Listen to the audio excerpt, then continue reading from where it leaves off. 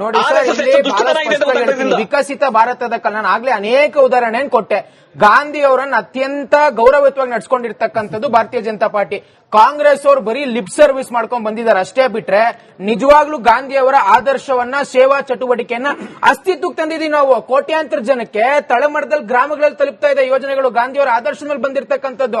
ಈಗ ನಾವು ಕೇಳ್ತಿರೋದು ಅದೇ, ಗಾಂಧಿ ಅವರು ಕಾಂಗ್ರೆಸ್ ಅವ್ರಿಗೆ ಬರೀ ರಾಜಕೀಯ ಮಾಡಕ್ ಗಾಂಧಿ ಅವ್ರನ್ನ ಉಪಯೋಗಿಸ್ಕೊಳ್ತಾ ಇದ್ದಾರೆ. ನಿಜವಾಗ್ಲೂ ಅವ್ರಿಗೆ ಆದರ್ಶ ಬೇಕಿಲ್ಲ, ಅವರ ಸಿದ್ಧಾಂತಗಳು ಬೇಕಿಲ್ಲ, ಅವರ ತತ್ವಗಳು ಬೇಕಿಲ್ಲ, ಬರೀ ಇವ್ರು ರಾಜಕೀಯಕ್ಕೋಸ್ಕರ ಉಪಯೋಗಿಸ್ಕೊಳ್ತಾ ಇದ್ದಾರೆ. ಹಾಗಾದ್ರೆ ಇವ್ರು ಇಷ್ಟೆಲ್ಲ ಮಾತಾಡ್ತಾರಲ್ಲ, ನಟರಾಜ್ ಗೌಡ್ರಿಗೆ ಮಾಹಿತಿ ಕೊಡ್ತೇವೆ ಅನ್ಸುತ್ತೆ. ರಾಜೀವ್ ಗಾಂಧಿ ಅವರ ಹೆಸರಲ್ಲಿ 25-30 ಯೋಜನೆ ತಂದ್ರೆ, ಇಂದಿರಾ ಗಾಂಧಿ ಹೆಸರಲ್ಲಿ ಸುಮಾರು 30-35 ಯೋಜನೆಗಳು ತಂದ್ರೆ, ಚೇಂಜ್ ಮಾಡಬಹುದಲ್ಲ, ಯಾಕೆ ಮಾಡ್ಲಿಲ್ಲ? ಗಾಂಧಿ ಹೆಸರಲ್ಲಿ ತಂದಿದ್ದು ಒಂದೇ ಯಾಕೆ ಮಾಡಲಿಲ್ಲ? ಅವ್ರಿಗೆ ಯಾವ ಬದ್ಧತೆ ಇಲ್ಲ. ಮಾಡ್ತೀನಿ. ಅಟಲ್ ಬಿಹಾರಿ ವಾಜಪೇಯಿ ಸರ್ ಹೆಸರು ಬದಲಾವಣೆ ಅಭಿವೃದ್ಧಿ. ಪಾಟೀಲ್ ರೇ, ಹೆಸರು ಬದಲಾವಣೆ ಅಭಿವೃದ್ಧಿ ಅಲ್ಲ. ಹೆಸರು ಯಾರು ಅಭಿವೃದ್ಧಿ ಮಾಡಲಾಗದ ಸಂಪರ್ಕದಲ್ಲಿ ನಮ್ಮ ಜೊತೆಗೆ ಸುಧಾಕರ್ ಕೂಡ ಜಾಯ್ನ್ ಆಗಿದ್ದಾರೆ, ಸಂವಿಧಾನ ತಜ್ಞರು. ಎಸ್ ಸುಧಾಕರ್ ಸರ್, ಈಗ ಅವರು ಚೆನ್ನಾಗಿ ಹೇಳಿದ್ರು, ನೀವು ಹೆಸರು ಬದಲಾವಣೆಯಿಂದ ಏನೂ ಆಗಲ್ಲ. ಬಹಳ ಸ್ಪಷ್ಟವಾದ ಸರಿಯಾದ ಉತ್ತರ. ನಾನು ಉತ್ಕರ್ಷು ಇನ್ನೊಬ್ರು, ನಾನು ಪಾರ್ಟಿ ಪರವಾಗಿ ಹೇಳಲ್ಲ, ನಾನು ಸಂವಿಧಾನ ಏನ್ ಹೇಳುತ್ತೆ ಆ ವಿಷಯ ಹೇಳ್ತೀನಿ. ನೀವು ಕರ್ತದ್ದಕ್ಕೆ ನೋಡಿ, 2013 ಒಂದು RTI ಒಂದು ಅಪ್ಲಿಕೇಶನ್ ಉತ್ತರ ಕೊಟ್ಟಿದ್ದಾರೆ. ಇಂಡಿಯಾದಲ್ಲಿ, ಭಾರತದಲ್ಲಿ ರಾಜೀವ್ ಗಾಂಧಿ, ನೆಹರು, ಇಂದಿರಾ ಗಾಂಧಿ ಅವರ ಹೆಸರಲ್ಲಿ ಏನೇನು ಸ್ಕೀಮು, ಬೋರ್ಡು ಮತ್ತೆ ಏನೇನು ಒಟ್ಟು ಯೋಜನೆ ಇದೆ ಅಂದ್ರೆ 450ಕ್ಕಿಂತ ಹೆಚ್ಚಿದೆ.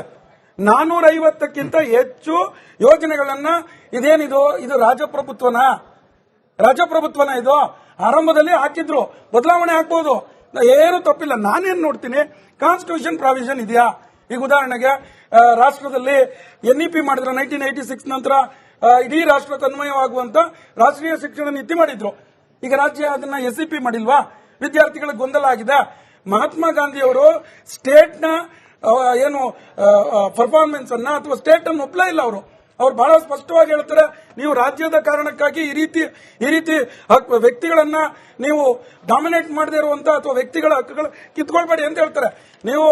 ನಾನೇನ್ ಹೇಳ್ತೀನಿ, ಈ ಕೇಂದ್ರ ಸರ್ಕಾರ ಈಗ ಮಾಡಿರುವ ಮಹಾತ್ಮ ಗಾಂಧಿ ಅವರ ಹೆಸರನ್ನ ತೆಗೆದು ವಿಕಸಿತ ಭಾರತ ಮಾಡಿರೋದಲ್ಲ, ಒಂದು ಯೋಜನೆಗೆ ಮನುನಾಮಕರಣ ಮಾಡಲಿಕ್ಕೆ ಕಾನ್ಸ್ಟಿಟ್ಯೂಷನ್ ಪಾಸಿಬಿಲಿಟಿ ಇದೆಯಾ? ಅವಕಾಶ ಇದೆಯಾ? ಸಂವಿಧಾನ ಬಹಳ ಸ್ಪಷ್ಟವಾಗಿ ನಿಮಗೆ 13-1949, 25-11-1949, 18-11-1949, 16-11-1949 ಬಾಬಾ ಸಾಹೇಬ್ ಅಂಬೇಡ್ಕರ್ ಮುಂದೆ ಬಹಳ ಸ್ಪಷ್ಟವಾದ ಡಿಬೇಟ್ ಆಗಿದೆ. ಕೇಂದ್ರಕ್ಕೆ ಈ ರೀತಿಯ ಅವಕಾಶವನ್ನು ಕೊಡಬೇಕಾ ಬೇಡವಾ? ಆರ್ಟಿಕಲ್ 3 ಅನ್ನ ಸಂವಿಧಾನಕ್ಕೆ ಇನ್ಪುಟ್ ಮಾಡುವಾಗ, ಅಡಾಪ್ಟ್ ಮಾಡುವಾಗ ಬ್ಯೂಟಿಫುಲ್ ಡಿಸ್ಕಷನ್ ಆಗಿದೆ. ಕೇಂದ್ರಕ್ಕೆ ಏನ್ ಹೇಳುತ್ತದೋ ಬಹಳ ಸ್ಪಷ್ಟವಾಗಿ ಏನ್ ಹೇಳುತ್ತೆ ಅಂದ್ರೆ, article 3 of the Indian constitution empowers parliament to form new states or alters existing ones. ಏನೇ ಇರಲಿ ಅದನ್ನ ಆಲ್ಟರ್ ಮಾಡಬಹುದು. ರಿಫ್ಲೆಕ್ಟಿಂಗ್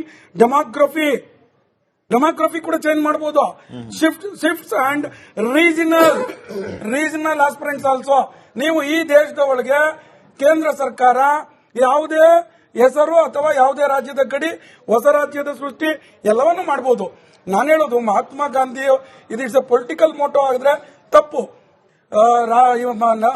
ಯಾವುದು ಈ ನರೇಗಾವನ್ನ ಮಹಾತ್ಮ ಗಾಂಧಿ ಹೆಸರು ಕಿತ್ತು ನರೇಂದ್ರ ಮೋದಿ ಹೆಸರಿನಲ್ಲಿ ಮಾಡಿದ್ರೆ ನಾವು ಅದನ್ನ ಟೀಕೆ ಮಾಡಲೇಬೇಕು. ಉತ್ಕರ್ಷಾರ ಬರಲಿ, ಇನ್ನೊಬ್ಬರಾರ ಬರಲಿ, ಬಿಜೆಪಿನಾರ ಇರಲಿ, ಇನ್ನೊಂದು ಪಾರ್ಟಿ ಇರಲಿ. ಬಟ್ ಇಲ್ಲಿ ನಿಮ್ಗೆ ವಿಕಸಿತ ಭಾರತ ಅಂತ ಮಾಡಿದ್ದೆ. ನೀವೇನಾರ ಅವ್ರೇನ್ ಕೇಳ್ತಾ ಇದ್ದಾರೆ? ನಟರಾಜ್ ಗೌಡ್ರು ಹೇಳ್ತಿದ್ರು, ನಿಮ್ಗೆ ಯಾಕ್ರಿ ಗಾಂಧಿ ಮೇಲೆ ಅಸಹನೆ? ಎಲ್ರಿ ಗಾಂಧಿ ಮೇಲೆ? ನಿಮಗೆ ರಾಮನ್ ಮೇಲೆ ಯಾಕೆ ಅಸಹನೆ? ಗಾಂಧಿ ಅವರು ಸಾಯುವಾಗ್ಲೂ ರಾಮ ಅಂತ ಹೇಳಿ ಸತ್ತಿದ್ದಾರೆ. ಬಾಬಾ ಸಾಹೇಬ್ ಅಂಬೇಡ್ಕರ್ ರಾಮ, ನನಗೆ ಕಾಳರಾಮನ ಗುಡಿಯ ಹೋರಾಟ ಮಾಡಿ ನನಗೂ ರಾಮ ಬೇಕು, ನನ್ನವ್ರಿಗೂ ರಾಮ ಬೇಕು ಅಂತ ಹೇಳಿದ್ದಾರೆ. ಯಾಕೆ ನೀವು ನೋಡ್ಬೇಕಾಗಿ, ನಾವು we abiding, we stick on constitution for we and application of the constitution. ನೀವು ಪೊಲಿಟಿಕಲಿ ಏನಾರು ಇರಲಿ, ಇದು ನಾನು ಸ್ಪಷ್ಟವಾಗಿ ಹೇಳ್ತೀನಿ. ನಟರಾಜ್ ಗೌಡರು ನೋಡಿ, ಅವರು ಈಗ ನನ್ನ ವಿಷಯ ಡೈವರ್ಟ್ ಆಗುತ್ತೆ. ನೀವು ಭಾಷೆ ಬಳಸುವಾಗಲೇ ಗಾಂಧಿ ಹೆಂಗ್ರಿ ಬಳಸ್ತೀರಿ? ನೀವು ಗಾಂಧಿ ಬಳಸಬೇಡಿ, ಅಪಮಾನ ಮಾಡಬೇಡಿ. ಈ ರೀತಿ ಸಾರ್ವಜನಿಕವಾದಂತರಲ್ಲಿ ಗಾಂಧಿಗೆ ಯಾಕೆ ಅಸಹನೆ? ಯಾಕೆ ಚೇಂಜ್ ಮಾಡಬಾರ್ದು? 450 ಇಂದಿರಾ ಗಾಂಧಿ ಹೆಸರಲ್ಲಿ, ರಾಜೀವ್ ಗಾಂಧಿ ಹೆಸರಲ್ಲಿ 450 ಸ್ಕೀಮ್ ಯಾಕೆ? ಇದನ್ನ ಪಬ್ಲಿಕ್ Fine, fine. ದಿನೇಶ್ ಈಗ ಒಂದ್ ನಿಮಿಷ ನಟರಾಜ್ಗೌಡ್ರೆ, ಮಹಾತ್ಮ ಒಂದ್ ಗಾಂಧಿ ನಿಮಿಷ, ಅವರು ಒಂದ್ ನಿಮಿಷ ದೇಶಕ್ಕೆ ಪ್ರಾಣ ನಟರಾಜ್ಗೌಡ್ರೆ, ಕೊಟ್ಟರು. ವಾಪಸ್ ಇಂದಿರಾ ಬರ್ತೀನಿ. ಗಾಂಧಿ ದೇಶಕ್ಕೆ ಪ್ರಾಣ ನಿಮ್ಮಿಂದ ಕೊಟ್ಟರು. ನಿಮ್ಮಿಂದ ಸಮಯ ಕೊಡ್ತೀನಿ ಒಂದ್ ನಿಮಿಷ. ದಿನೇಶ್ ಆಲ್ಟರ್ ಮಾಡಬಹುದು, ಎಲ್ಲದಕ್ಕೂ ಅವಕಾಶ ಇದೆ ಅನ್ನುವಂಥದ್ದು ಇವರ ವಾದ ಆಗಿದೆ. ನಟರಾಜ್ಗೌಡ ನಿಮ್ಮ ಹತ್ರ ಬರ್ತೀನಿ ನಾನು ವಾಪಸ್. ಈಗ ನೀವು ಅಟಲ್ ಬಿಹಾರಿ ವಾಜಪೇಯಿ ಬಗ್ಗೆ ಮಾಡಿ ಒಂದ್ ನಿಮಿಷ ಮಾತಾಡ್ತೀನಿ ಸರ್. ನಟರಾಜ್ಗೌಡ್ರೆ, ಆ ಪಕ್ಷ ಮಾತಾಡ್ತಾರೆ, ಒಂದ್ ನಿಮಿಷ ವಾಪಸ್ ಬರ್ತೀನಿ ನಿಮ್ಮ ಹತ್ರ. 1000 ಯೋಜನೆಗಳು ಮಹಾತ್ಮ ಅಟಲ್ ಬಿಹಾರಿ ವಾಜಪೇಯಿ ಕೊಡಿ. ಓಕೆ ನಟರಾಜ್ಗೌಡ್ರೆ, ಒಂದ್ ಸೆಕೆಂಡ್ ಇರಿ. ಯಾಕೆ ದೇಶಕ್ಕೆ ಯಾಕೆ ಅವಮಾನ ಮಾಡ್ತಿದ್ದೀರಾ? ನೀವು ಕಿತ್ತು ಅಲ್ಲ, ನಿಮ್ಮ ಪಾರ್ಟಿಯ ಮನಸ್ಥಿತಿ, ದುಷ್ಟ ಮನಸ್ಥಿತಿ, ಕೆಟ್ಟ ಮನಸ್ಥಿತಿ ಯಾಕೆ ಅನಾವರಣ ಮಾಡ್ಕೊಳ್ತಾ ಇದ್ದೀರಾ? ಏನು ಇವರು ನರೇಗಾ ಅನ್ನೋದನ್ನ ಇವತ್ತು ಜಿ ರಾಮ್ಜಿ ಅಂತ ಅಥವಾ ಮಹಾತ್ಮ ಗಾಂಧಿ ನರೇಗಾ ಅಂತ ಸ್ಕೀಮ್ ನ ಇವತ್ತು ಚೇಂಜ್ ಮಾಡಿದ್ದಾರೆ. BBG ರಾಮ್ಜಿ ಅಂತ. ಇವತ್ತು ಏನೇ ರಾಮ್ಜಿ ಮಾಡ್ಕೊಂಡ್ರು ನರೇಗಾ ಸತ್ತೋಗಿದೆ. ಯಾಕಂದ್ರೆ ಇವ್ರು ಕೊಡ್ತಾ ಇರೋ ಕೂಲಿ ಪ್ರಮಾಣ ಬಂದು ಏನ್ ಇವ್ರ ಬಜೆಟ್ 86,000 ಕೋಟಿ ಇದೆ, ಅದು ಇವತ್ತಿನ ಗ್ರಾಮೀಣ ಪ್ರದೇಶಕ್ಕೆ ರೀಚ್ ಆಗ್ತಾ ಇಲ್ಲ. ಇವತ್ತು ಇವ್ರೇನ್ 320 ರೂಪಾಯಿ ಕೂಲಿ ಕೊಡ್ತಾ ಇದಾರೆ, ಅದು ಯಾರು ಕೂಲಿಗೂ ಬರಲ್ಲ. ಇವತ್ತು 700-800 ರೂಪಾಯಿ ಹೊರಗಡೆ ಕೂಲಿ ಇದ್ದಾಗ 320 ರೂಪಾಯಿಗೆ ಯಾರು ಬರ್ತಾ ಇಲ್ಲ. ಇವನ್ನೆಲ್ಲ ಡೈವರ್ಟ್ ಮಾಡೋದಕ್ಕೆ ಮತ್ತೆ ಇವತ್ತು ಶೇರ್ಸ್ ಏನಿತ್ತು, ಸೆಂಟ್ರಲ್ ಗೌರ್ಮೆಂಟ್ 75% ಶೇರ್ ಇತ್ತು, 25% ಸ್ಟೇಟ್ ಗೌರ್ಮೆಂಟ್ ಶೇರ್ ಇತ್ತು, ಅದನ್ನು ಡೈವರ್ಟ್ ಮಾಡಿದ್ದಾರೆ. 60% ಸೆಂಟ್ರಲ್ ಮಾಡಿದ್ದಾರೆ, 40% ಸ್ಟೇಟ್ ಗೌರ್ಮೆಂಟ್ ಗೆ ಇದ್ ಮಾಡಿದ್ದಾರೆ. ಅಂದ್ರೆ ಅನುದಾನದಲ್ಲೂ ಕಡಿತ ಮಾಡಿದ್ದಾರೆ ಕೇಂದ್ರ ಸರ್ಕಾರ. ಇದನ್ನ ಡೈವರ್ಟ್ ಮಾಡೋದಕ್ಕೆ ಏನ್ ಮಾಡಿದ್ರು, ಮಹಾತ್ಮ ಗಾಂಧಿ ಹೆಸರು ತಗೊಂಡು ಹೋಗ್ಬಿಟ್ಟು ಇವತ್ತು ಯಾವ್ದೋ ಜಿ ರಾಮ್ಜಿ ಅಂತ ಮಾಡ್ಕೊಂಡಿದ್ದಾರೆ. ಆದ್ರೆ ನಾನು ಇವತ್ತು ಹೇಳಿದ್ರಲ್ಲ, ಏನು ಮಹಾತ್ಮ ಗಾಂಧಿ ವಿರೋಧಿಗೆ ಒಂದು ಉದಾಹರಣೆ ಕೊಡ್ತೀನಿ. ಯಾಕಂದ್ರೆ 2019 ಜನವರಿ 30 ಹುತಾತ್ಮರ ದಿವಸ, ಅವತ್ತು ಏನು ಈ ಹಿಂದೂ ಮಹಾಸಭಾದವರು ಡೆಲ್ಲಿಯಲ್ಲಿ ಗಾಂಧೀಜಿ ಅವರ ಒಂದು ಪ್ರತಿಮೆ ಮಾಡಿ ಅದಕ್ಕೆ ರಕ್ತ ಕಟ್ಟಿ ಶೂಟ್ ಮಾಡ್ತಾರೆ. ಪೂಜಾ ಅನ್ನೋ ಒಬ್ಬ ಏನು ಸೆಕ್ರೆಟರಿ, ನ್ಯಾಷನಲ್ ಸೆಕ್ರೆಟರಿ ಆಫ್ ಏನು ಹಿಂದೂ ಮಹಾಸಭಾದವರು, ಅವ್ರನ್ನ ಏನ್ ಮಾಡಿದ್ರು ಬಿಜೆಪಿ ಸರ್ಕಾರ? ಅವತ್ತು 2019 ಯಾವ ಸರ್ಕಾರ ಇತ್ತು? ಏನ್ ಆಕ್ಷನ್ ತಗೊಂಡ್ರು? ಅವ್ರನ್ನ ಎಷ್ಟು ವರ್ಷ ಜೈಲ್ಗೆ ಹಾಕಿದ್ದಾರೆ. ಇವತ್ತು ಉದ್ಯೋಗ ಇಲ್ಲ ಅಂತ ಲೋಕಸಭೆಯಲ್ಲಿ ಒಂದು ಕಲ್ಲರ್ ಬಾಂಬ್ ಹಾಕಿದವರು, ಅವ್ರು ಏನಾದ್ರು ಅವ್ರ ಹಿಸ್ಟ್ರಿನೇ ಗೊತ್ತಿಲ್ಲ ಪಾಪ. ಅವ್ರು ಇದುವರೆಗೆ ಯಾವ ಜೈಲಲ್ಲಿ ಇದ್ದಾರೋ ಪಾಪ. ಇವತ್ತು ಮಹಾತ್ಮ ಗಾಂಧಿಗೆ ಗುಂಡಿಕ್ಕಿ ಅದೇ ರೀತಿ ಒಂದು ಇಮೇಜ್ ಅನ್ನ ಕ್ರಿಯೇಟ್ ಮಾಡಿ ಮೀಡಿಯಾಗಳು ಕರೆದು ಎಲ್ಲಾ ಮುಂದೆ ರಕ್ತ ಕಟ್ಟಿ ಶೂಟ್ ಮಾಡಿದ್ರಲ್ಲ, ಅವ್ರನ್ನ ಇದೇ ಬಿಜೆಪಿ ಸರ್ಕಾರ ಹಿಂದೂ ಮಹಾಸಭಾದವರು ಏನ್ ಆಕ್ಷನ್ ತಗೊಂಡವ್ರೆ? ಸರ್ಕಾರ ಇತ್ತು ಡೆಲ್ಲಿ, ಹಿಂದೂ ಮಹಾಸಭಾ ಬೇರೆ, ಬಿಜೆಪಿ ಬೇರೆ. ಹಿಂದೂ ಮಹಾಸಭಾ ಬೇರೆ,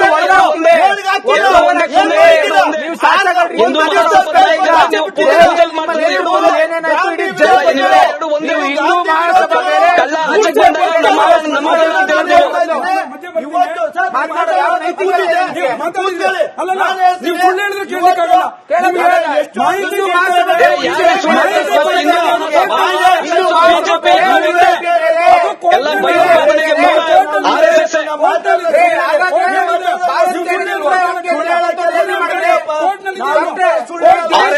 ಬಿಜೆಪಿ ಹಿಂದೂ ಮಹಾಸಭಾ ಭಾರತೀಯವಾದಿಗಳು ಅಜೆಂಡಾಗೋಸ್ಕರ ನಾಗಪುರ ಅಜೆಂಡಾಗೋಸ್ಕರ ಕೆಲಸ ಮಾಡ್ತಾ ಇದ್ದೀರಾ. ಸಂವಿಧಾನಕ್ಕೆ ಅಪಮಾನ ಮಾಡ್ತಾ ಇದ್ದೀರಾ, ಮಹಾತ್ಮ ಗಾಂಧಿಗೆ ಅಪಮಾನ ಮಾಡ್ತಾ ಇದ್ದೀರಾ, ಅಂಬೇಡ್ಕರ್ಗೆ ಅಪಮಾನ ಮಾಡ್ತಾ ಇದ್ದೀರಾ.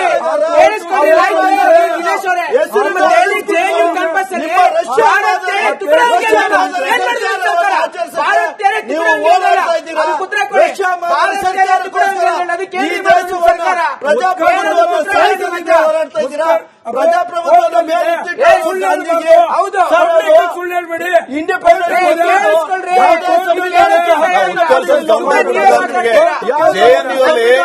ಅದಕ್ಕೆ ಉತ್ತರ ಕೊಡಿ. ಭಾರತೀಯರ ಟುಕಡೆ ಹೋಗಿ ಅಂತ ಘೋಷಣೆ ಮಾಡಿದ್ರು, ಅದಕ್ಕೆ ಏನ್ ಮಾಡಿದ್ರಿ ಅಂತ. ಅವ್ನು ಲೀಡರ್ ಮಾಡ್ತೀರಲ್ರಿ, ಅವ್ರ ಜೊತೆ ಅಲಯನ್ಸ್ ಮಾಡ್ಕೊಂಡು ನೀವು ಸರ್ಕಾರ ನಡೆಸ್ತಾ ಇದೀರಲ್ಲ, ಅದಕ್ಕೆ ಉತ್ತರ ಕೊಡಿ. ಕನ್ಯಾಕುಮಾರಿ ಮತ್ತೆ ವಿಧಾನಸೌಧ ಬಿಟ್ಬಿಡಿ, ಅವರೇ ಸರ್ಕಾರ ಇದ್ದಂತ ದೆಹಲಿ ಏನ್ ಮಾಡಿದ್ರೆ ಹೇಳಿ, ಉತ್ತರ ಕೊಡಿ. ಪ್ರಾತ್ಯಕ್ಷಿಕ ಸಾಕ್ಷಿ ದೆಹಲಿಯಲ್ಲಿ ನಡೆದಂತದ್ದು ನಿಮ್ದೇ ಅಧಿಕಾರ, ನಿಮ್ದೇ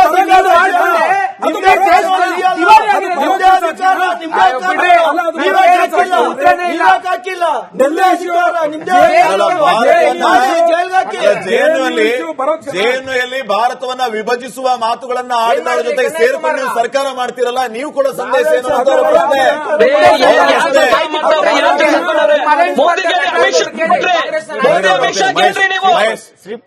ನಟರಾಜ್ಗೌಡ್ರೆ ಒಂದೇ ನಿಮಿಷ. ಮೋದಿ ಅಮಿತ್ ಶಾ ಕೇಳ್ರಿ, ನೀವು ಮೋದಿ ಅಮಿತ್ ಶಾ ಅಂತ ಕೇಳ್ರಿ.